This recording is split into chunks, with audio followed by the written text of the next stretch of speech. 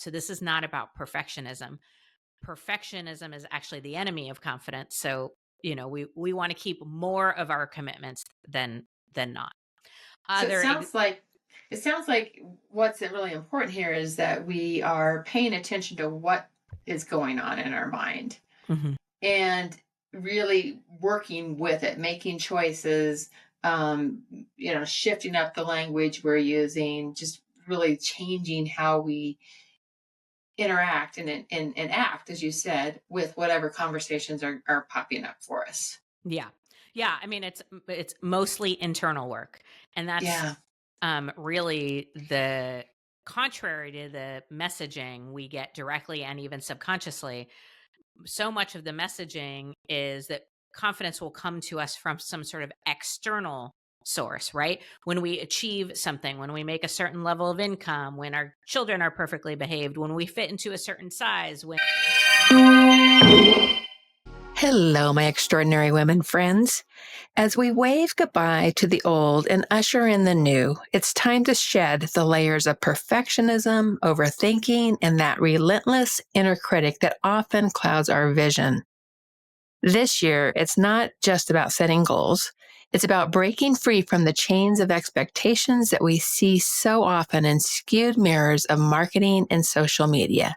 I'm guessing you know what I mean. I'd love for you to do a quick check in with yourself. How's your confidence level as we kick off this new year? So be really honest with yourself. Is it better than it was last year? Is it worse? Have you committed to new practices? I definitely have committed to talking nicer to myself in this new year. And I've started daily practices that help me remember to be nice to myself, to be kind to me, to talk to myself the way I would talk to a friend or one of you. Today's guest, Nicole Kalil, is an in-demand speaker. She's an author of her new book, Validation is for Parking. She has a stalker-like obsession with confidence that goes way beyond just telling you to be confident. She actually shares how you build it and gives actionable steps you can implement immediately. And that's what she's going to be doing in today's interview. It's time to get your confidence on, my friends. Let's meet Nicole Kalil. Well, welcome to Extraordinary Women Radio, Nicole. It is great to have you here today. it is my honor to be here. Thanks for having me. Yeah. Where are you joining us from today? I'm just outside of Boston, Massachusetts, and we just had our first storm. So it's beautiful and Oh, lovely out here. But I'm originally born and raised in Santa Barbara, California. So it's been a big transition. that's a big transition. Yeah. People always are a little sorry for me. They're like, how are you doing? Especially around March. But yeah, yeah, Exactly. Well, so are you enjoying that coast? I love it. Yeah. I absolutely love it for a lot Good. of reasons. Yeah. And, I still visit California. Uh, Yeah. but yeah, Well, it's great. good. Well, I'm looking forward to diving into your story. And I know that nobody lands on a topic like confidence in their life works without having a story behind it. So why don't you share a little bit about that? Yeah, isn't that funny? I feel like so many people, their purpose, passion, or life's work stems from Oh, a totally. big story, and more often than not, a story that involves a lot of pain, heartache, and that is definitely true for me. So, Yeah. the sort of condensed version of it is I was moving up the ranks at a Fortune 100 financial planning company, Hmm. and everybody on the outside looking in would have described me as confident, and the inside out was a completely different story. Yeah. I was so disconnected from my own confidence and so putting on a show and a performance and an act for everybody else based on what I thought it was supposed to look like and how I should be. Um, I so and get that. When I go back to my corporate days, I can really think through how I projected, my persona that I thought I should be and all the things, right? We dressed the way we thought we should. We yeah, projected the way we thought we should. So I totally understand that. And yeah, what a beautiful thing to change that. well, it really came from a low point. It came from a Yeah. point where, I had just gotten a massive promotion and I'm standing in this room surrounded by people celebrating the accomplishment. And wanting to scream, I wish I had the confidence you think I have. And it just became clear to me that I didn't know what confidence was, but I was certain I didn't actually have any of it. Mm-hmm. And it was killing me to live that way. I joke around that I highlighted, sculpted, lifted, squeezed, everything. Yes, my physical being, but also my personality and who I am. And I just got so disconnected from myself that I didn't even know myself anymore. So it became a quest to learn about confidence, to build my own. And then, as I went through that, I recognized I wasn't alone. So many women that everybody thinks are confident are struggling with confidence as well. The stat is something like 82% of women feel confident in one aspect of their life, but not in others. So, Mm-hmm. Mm-hmm. yeah. Yeah. So what did you, when you started studying it, where did that journey take you? How did you break through into confidence and that becoming your thing? Yeah. So I basically read everything I could get my hands on, books, you know, blogs, articles, research, as it related to the topic of confidence. I also became an observer of it. And what was really interesting is recognizing all these people that I thought were confident were good at something or successful in some way, but I was mistaking confidence for success or confidence for achievement or confidence for results, and really beginning to separate the two, understand what confidence is and what I now call the confidence con, which is the mixed messages, the misinformation, the untruths that exist about what confidence is and how you build it.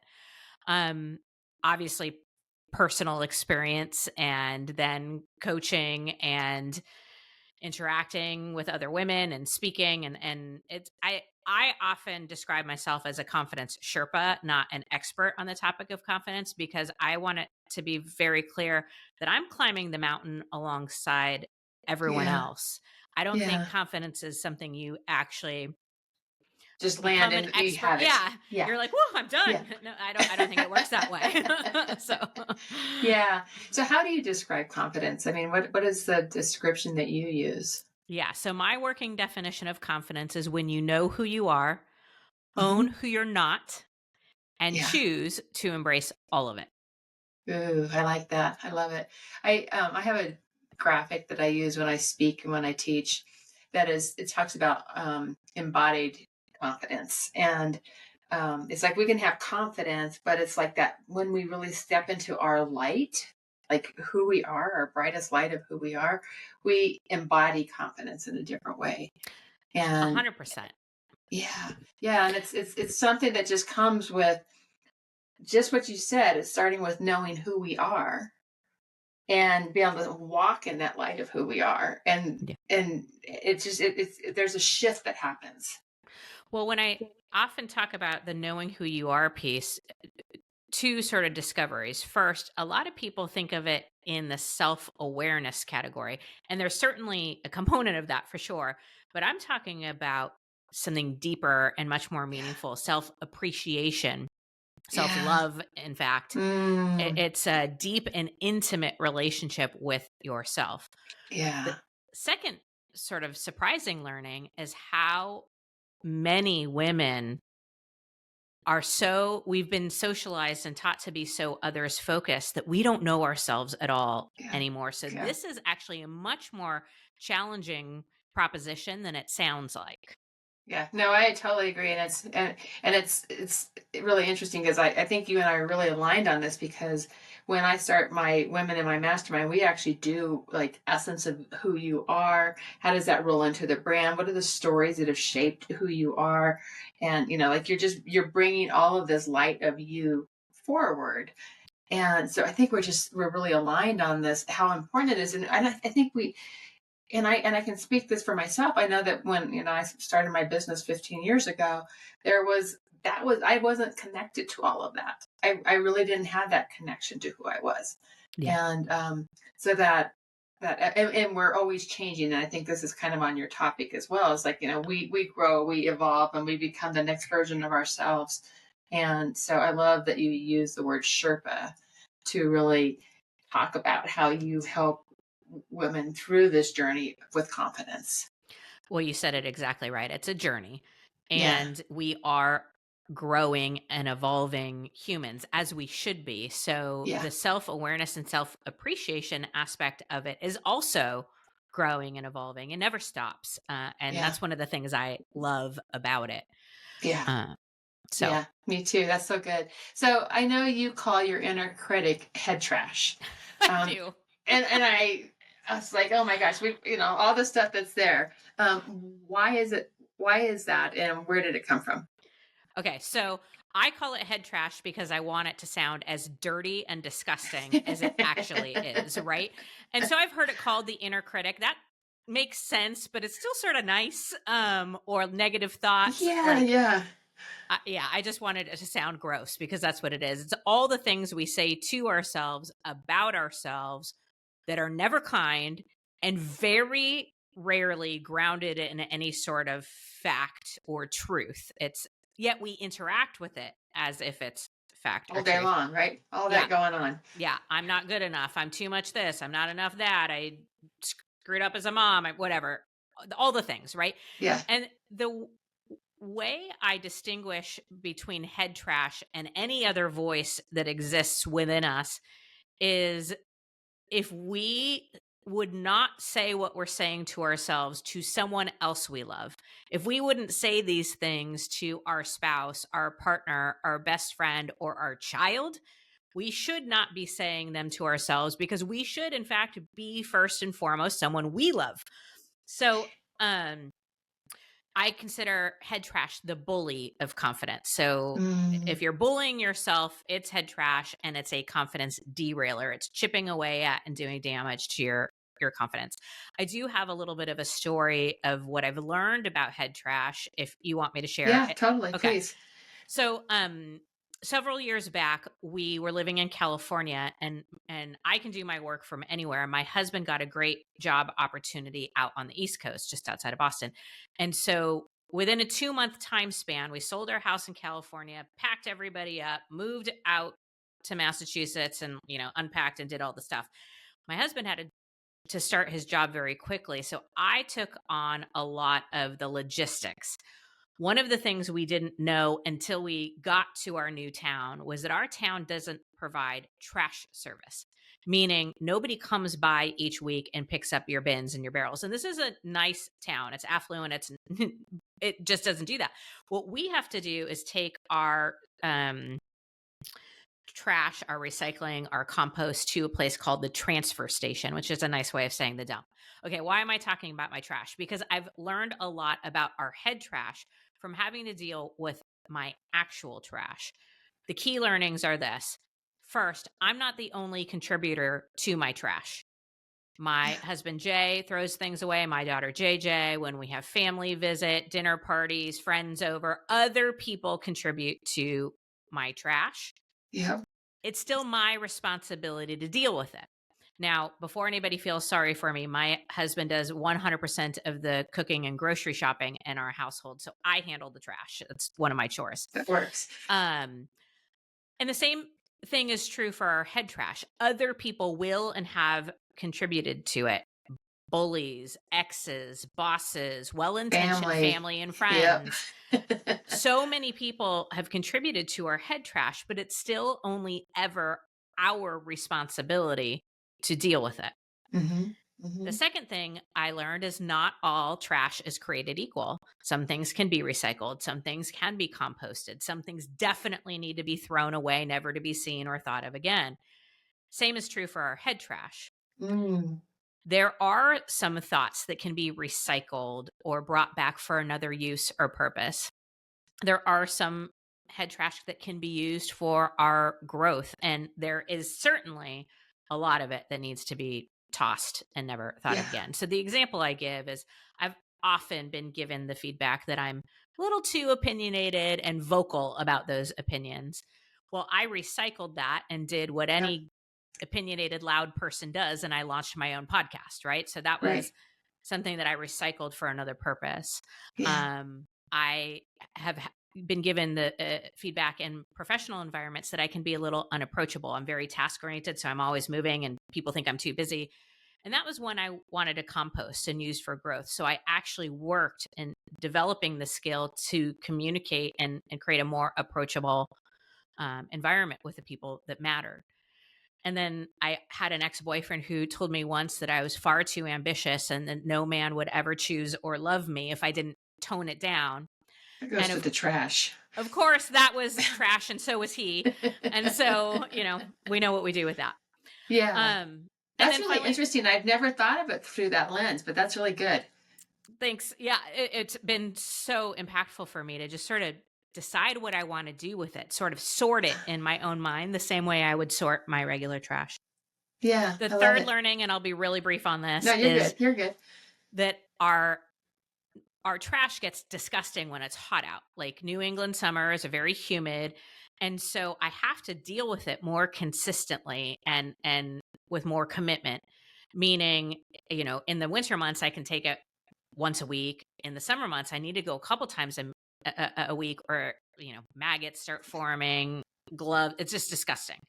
Same is true with our head trash. When it gets hot out, and what I mean by that is when we're overwhelmed, under stress, feeling pressure, our head trash gets disgusting, and we need to deal with it with much more consistency and commitment so that we don't get mind maggots. So those are my learnings about head trash. Yeah, what a good way to look at it, because it's really memorable, right? I mean, like when you take that analogy, it's like, okay, start thinking through, what type of trash is this? What type of head trash is this? Yeah. Decide where it needs to belong. And if there's a lot of pressure around us, to really start to move more quickly on this and stay on top of it. Otherwise, it can just get really heavy. Exactly. Yeah. So good. So why do women, and I guess, do women have less confidence than men? So the research is pretty clear that between the ages of around 8 to 10 through early 50s, women, generally speaking, have less confidence than their male counterparts. So we weren't born with less confidence. All the way through age 8, it's about the same. And Interesting.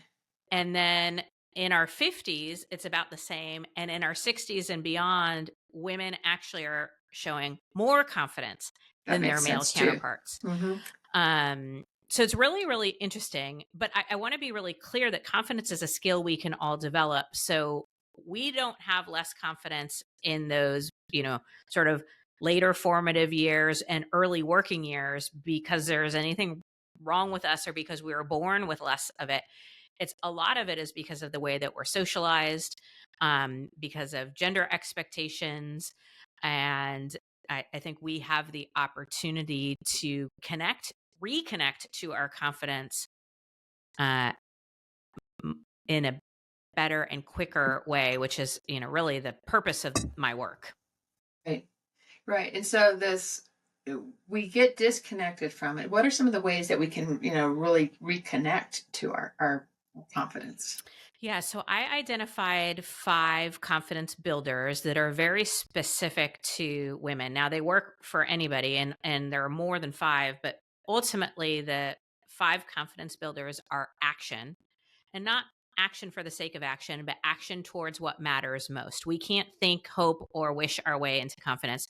We get into action towards it, because action builds trust, and ultimately at its core, confidence is about trusting ourselves. So action builds confidence. Failure actually builds confidence, which is shocking, but it's unequivocally true. And so when we make mistakes, that's really great. Isn't it great? Yeah. If we did nothing else but reframe our relationship with failure, it would make all the difference in the world. I can get into more of that if you want. But then the third confidence builder is giving ourselves grace on our journey. So it's really the way we talk to ourselves in our own mind. It's the opposite of head trash. So giving grace. And then the fourth confidence builder is choosing confidence, which I know sounds kind of strange, but I think most of us think of confidence as a feeling, Hmm. and it's more that it's a choice that we have available to us anytime we want, which is, in my opinion, incredibly empowering. If we think it's a Right. feeling, we either woke up feeling confident or we didn't, and we're like waiting for that feeling to arrive before we do something, as opposed to understanding it's a choice, which I think, again, super empowering. And then the fifth confidence builder is really all the things that we can do to build internal trust. And that might be different for all of us, for each of us. But there are some, I think, general things that apply to most of us. So, for example, we tend to trust people more who keep their commitments. Right. And so, one of the big trust builders is keeping the commitments we make to ourselves. We as women tend to prioritize the commitments we make to others first and foremost, and then the ones we make to ourselves sort of go by the wayside. We also have a tendency to overcommit. So, those two things, if we just paid attention to that, would serve to build incredible internal trust. Now, nobody keeps 100% of their commitments 100% of the time. So, this is not about perfectionism. Perfectionism is actually the enemy of confidence. So, we want to keep more of our commitments than not.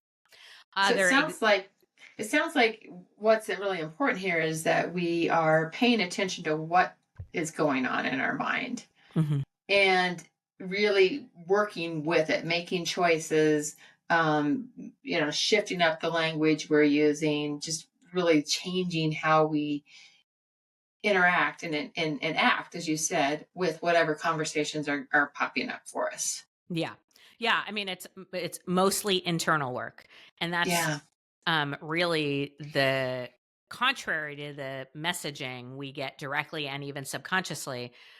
So much of the messaging is that confidence will come to us from some sort of external source, right? When we achieve something, when we make a certain level of income, when our children are perfectly behaved, when we fit into a certain size, when this person validates our work, or we get so many followers on social media, then we'll feel confident. Yeah. And the list goes on and on. It just doesn't work that way. Mm, Confidence is built internally. And, I say the false equation is if X happens, X being any of those and so many more, then I'll feel confident. That's the false equation. yeah. Yeah. The equation that actually works is when I choose confidence, I have a higher probability of X, whatever all those things are that are important to you. Ooh, I love that. I totally love that. So it's like being cognizant. I'm choosing confidence, and then you are actually stepping out into.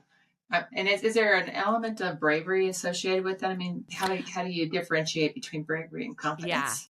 So I think of confidence and courage as like concentric circles. They're Okay. different things, but there is definitely overlap. And that Yeah. sweet spot is right in the middle.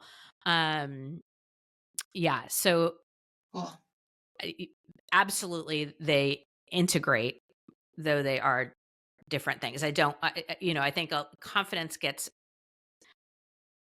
associated or mixed up with so many different words, and it's such a Yeah. powerful one that I want to let it Keep it. stand on its own. Yeah. I love it. Yeah, I I love it. geeked out and went to the etymology of the word and researched how it translates into all different languages and how it's evolved over time. Fundamentally, at its core, if you define the word confidence, it's firm and bold trust in self. The word most closely associated with confidence is trust. Belief, faith, those are often other words that show up, but what we're talking about is trust. So, like, if you think about, sometimes we think if we look a certain way, then we'll feel confident. Right. Well, if looking that way builds your trust in yourself, then yes, it will make you more confident. If looking that way has nothing to do with your trust, then you might feel good temporarily, but it's not going to increase your confidence. So that's where I love this, that trust is an intricate part of this. And so it's like, how are we trusting ourselves? How are we trusting that our wisdom inside is guiding us correctly, that trust that we know what we're talking. I mean, it's like all the things that we can bring to the table. Trust is intricate to it. 100%. And Love it. trust has an element of action. Any of us in relationship knows that, right? We can't just say I trust somebody. There's Yeah. an You have action to that, truly, yeah, yes, yeah, yeah, yeah, yeah. That's that embodied piece, right? exactly. Yeah, Yes, yeah, exactly. I love it. So, do women, or can you talk about the confidence con in your work? What is Yes. that? So that's that sort of false equation, this idea that confidence is going to come to us from some sort of external source, Okay. as if someone or something is out Yeah, there walking around with your confidence, like some yeah, weird life game of Where's Waldo, and yeah, you got to go find it and get them to give it yeah. to you or track it down. It just doesn't work that way. Though we're bombarded with messages, just think about advertising. Oh, If yeah. you buy this product or do this thing or work out in this way, then you'll This feel confident. moisturizer, this whatever, right? Yes. It's like, yeah, it goes on and on and on. It's Yeah. just, we are bombarded with that. So Well, your because book, they know we want it, yeah, right? exactly, Yeah, exactly. Yeah. Your book, Validation is for Parking, is out. Tell us a bit about the book, and sure. why did you write that book now? Well, so I've always wanted to write a book. I'm an avid reader, so writing a book was on my bucket list for as long as I can remember. But I put it off for so long for so many, and I put in air quotes, reasons, right?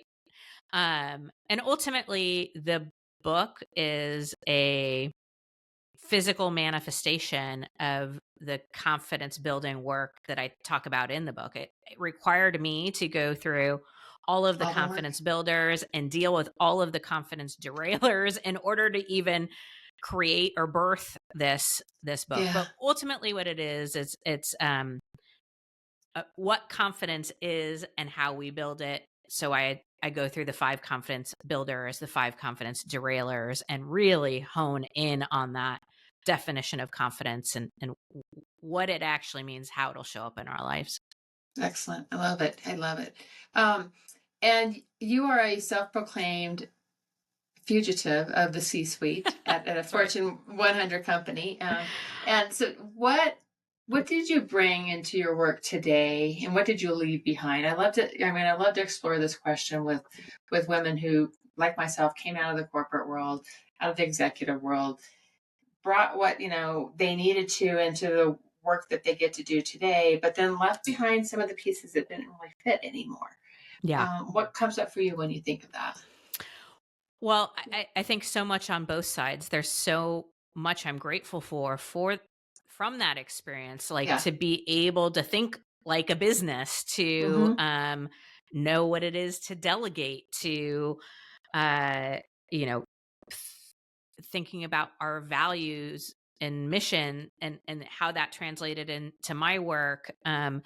The company I worked with were very learning and development oriented, so I got exposed to so much information and ideas, and I could not be more grateful for that. So there was a lot that I took with me. I think also, even though I didn't recognize it early on, by the time I took the leap to leave that corporate job and start my own business, there was an element of trust and self, of confidence, that I know what I'm doing. I know how to get results. That's not 100% of the time, but like I'll figure it out. There was an element of like, I know how to figure things out. So Yeah. I'm going to take that with me. Yeah. Some things that I left behind, really redefining what success meant for me. Whereas when I was in my corporate environment, success was defined by everybody else. Yeah. Yeah. It was letting go of what was meaningful. So it used to be however full and busy my calendar was how successful I was being. Being more effective and efficient with my time has been really different. Yeah. um Getting to decide what my goals are and what truly matters. Yeah. um and I will tell you, probably the most surprising thing is I'm very independent. Autonomy is very important to me. I am a good decision maker. And I thought leaving corporate, that was going to be the very best part, not having to go through the rigmarole of everybody's opinions and the corporate politics and every decision taking 100 years and like all, like I thought that I was going to be super excited about that, and I am. And I never anticipated the loneliness of being an entrepreneur and the missing being able to walk down the hall and be like, hey, can I bounce an idea off of you? Or the collective brainstorming, or even making decisions as a collaborative Mm. where, yes, I was responsible and had ownership, but it felt there was a togetherness. Whereas now it's like, All the things. it's all me. Yeah. Right. Like, and Yeah, so I I have do a think it's finding our communities as entrepreneurs is so important. yes. And it took Yeah. me the first 3 years, I really did it alone. Yeah. And ever since then, the prioritization of good community, of having my own coaches, of being in my own mastermind, has Yeah. I've uh, been part of masterminds for almost every year of my business because yeah, it's just it's you need that community around you to really be able to connect and be supported and bring your best ideas to the table and get feedback, or on the low days have somebody that helps lift you up. All of those things can be yeah. so useful. Well, I often tell people who reach out to me for coaching, a good question to ask people as you're interviewing different coaches is how they're investing in their own coaching. Right. A coach who doesn't have a coach, doesn't believe in coaching, shouldn't be coaching, in my Yeah. opinion. It's, Yeah. so Yeah. Yeah. No, I think there's something about having that kind of support around you. I mean, it's every time you grow and you evolve, and you stretch into bigger spaces, and that's where you need that support as you're building confidence in new spaces. And I think that's, as entrepreneurs, we are always growing into a new space, yeah, and so having that kind of support to just like help lift us through that can be really powerful. agreed. As it relates to confidence, nobody can give you confidence and nobody can take it away, but you can certainly surround yourself with people who support your confidence, Exactly. who celebrate it, who, you know, See and it you can when you don't see also, it. Right. yeah, I just got off the call with my platinum group, and one of them was like, sharing something, and I was like, and I'm like, look at what you've accomplished, right? Look at what you have accomplished in this amount of time, and it can be really powerful. When you have somebody there to just remind you yeah. that, oh my gosh, you've really accomplished a lot here. Couldn't agree more. We Yeah. just, we need those people. And when you surround yourself with people who are purposely trying to diminish Yeah. or unconsciously chipping away at, that Yeah. can be hugely impactful in the opposite way. Yeah, absolutely. Absolutely. So choosing the right community is important. 100%. Yeah, yeah, yeah. To what do you attribute your biggest all the success that you've had in this space? So the sort of obvious answer is confidence. I mean, Yeah, I take much bigger risks more frequently than the average human. yeah. Um, and I fail more often than the Uh-huh. average human, and I have things that don't work more often and that, than the average human.